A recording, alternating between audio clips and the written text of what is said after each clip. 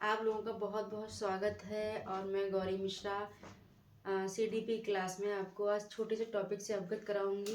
जो बच्चे तो बहुत होते हैं समाज में, है ना। सभी बच्चे होते हैं।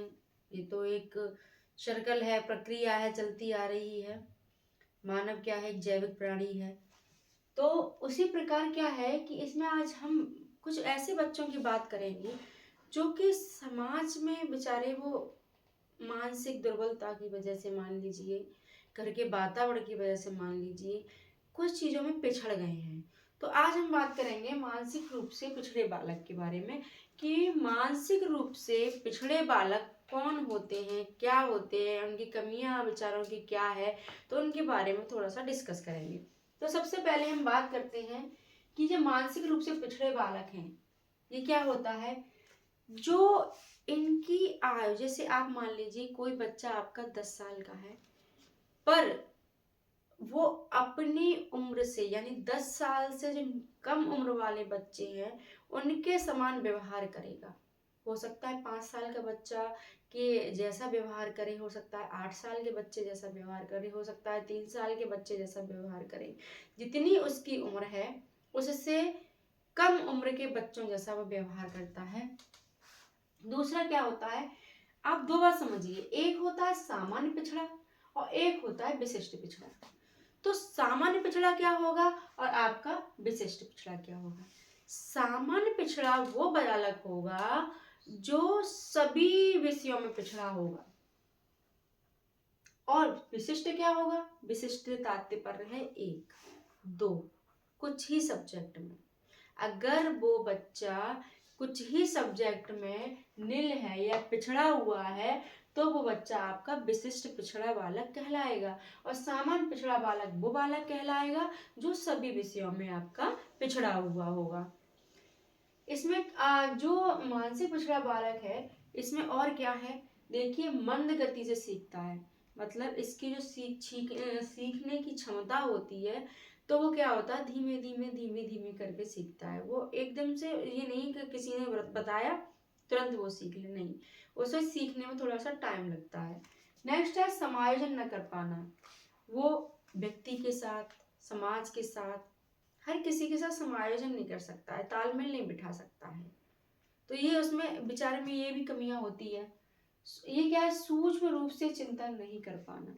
सूक्ष्म रूप से चिंतन की बात ये है कि अगर कोई बात है तो वो भविष्य के बारे में नहीं सोच पाएगा। कोई चीज है उसके बारे में नहीं सोचेगा कि ये कहाँ से आई, क्यों आई, कैसे आई, इसका क्या मतलब है, हम क्या करेंगे, क्या जानने, कोई वो जानने का प्रयास नहीं करता है। अगर उसके सामने ये है तो बस है, क्या मतलब है, कुछ नहीं से मतलब, बस खाना है तो खा लिया, फेंकना है तो फेंक दिया, और नहीं रखी है तो रखी है, कुछ मतलब ही नहीं है उसको। तो ये क्या होता है कि वो चिंतन नहीं कर पाता है कि इस चीज का क्या प्रयोग है, ये कहाँ से आई है, कैसे आई है, क्या करना है, क्या नहीं करना है। एकाग्रता की कमी।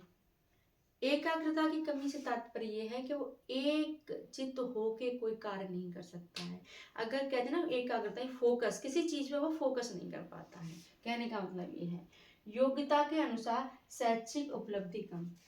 जिस प्रकार की उसकी योग्यता है, जैसे किसी क्लास का बच्चा है, 5th क्लास का बच्चा है, पर उसकी जो शैक्षिक उपलब्धि होगी तो वो उसकी बहुत कम होगी। हो सकता है वो 100 में से 30 मार्क्स ही लाए, हो सकता है 50 लाए, है ना। तो ये इसकी क्या होगी, उसकी शैक्षिक उपलब्धि कम होगी। नेक्स्ट है आपका शारीरिक दोष। शारीरिक दोष से जैसे ज्ञानेंद्रियों में दोष हो जाए। ज्ञानेंद्रियां आप जानते हैं, हमारी 5 ज्ञानेंद्रियां हैं, नाक, कान, जीभ, त्वचा और आंख। ये आपकी 5 ज्ञानेंद्रियां हैं। तो इनमें दोष होना, तब भी वो मानसिक रूप से पिछड़ा वाला कहा जाएगा। बोलने में दोष, वाक विकार जिसे कहते हैं, ठीक है। विकलांगता, बॉडी के कोई भी पार्ट विकलांग हो सकता है किसी भी पार्ट से, है ना। पारिवारिक स्थिति का सही न होना, जैसे कि माता पिता में लगातार झगड़े होना, आपस में बनना नहीं, बहुत तेज आवाज में बोलना, चीख चीख के बोलना, चिल्ला के बोलना, मतलब बच्चे के सामने अच्छे से बातचीत नहीं करना, ठीक से व्यवहार उनके सामने नहीं करना, जिससे क्या होता है उसका प्रभाव बच्चे पे बहुत गलत पड़ता है। दूसरा है स्कूल का वातावरण, विद्यालय का वातावरण है वो भी होना बहुत ज़रूरी है। जगह होनी चाहिए बच्चे के लिए, खेलने के लिए जगह होनी चाहिए, पढ़ने के लिए जगह होनी चाहिए, क्रियात्मक जो एक्टिविटी बच्चा करे उसके लिए जगह होनी चाहिए। विद्यालय के जो टीचर हैं वो अच्छे होने चाहिए, वो एक विधि से ना पढ़ाएं, अनेकों विधि से बच्चे पढ़ाएं। बच्चे का ध्यान रखें बच्चे किस विधि से सीख सकता है और अच्छे से सीख सकता है और किस तरह से वो आगे जा सकता है, कैसे आप उसका बच्चे का विकास किस तरह से कर सकते हैं। विद्यालय का वातावरण भी बहुत जरूरी है बच्चे को आगे लाने के लिए। अगर विद्यालय का वातावरण सही नहीं होगा तो हो सकता है कि बच्चा और पिछड़ा रहे। पर हमें क्या करना है, हम शिक्षक हैं तो हमें बच्चे को आगे लेके जाना होता है।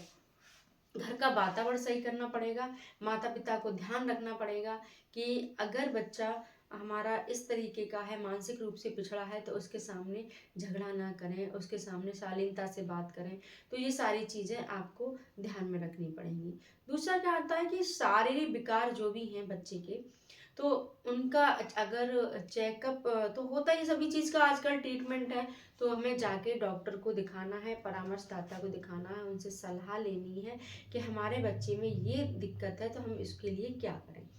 तो आप लोगों को ये क्लास कैसी लगी ये आप लोग बताइएगा और मन लगा के पढ़ाई कीजिएगा। बहुत बहुत धन्यवाद आप लोगों का।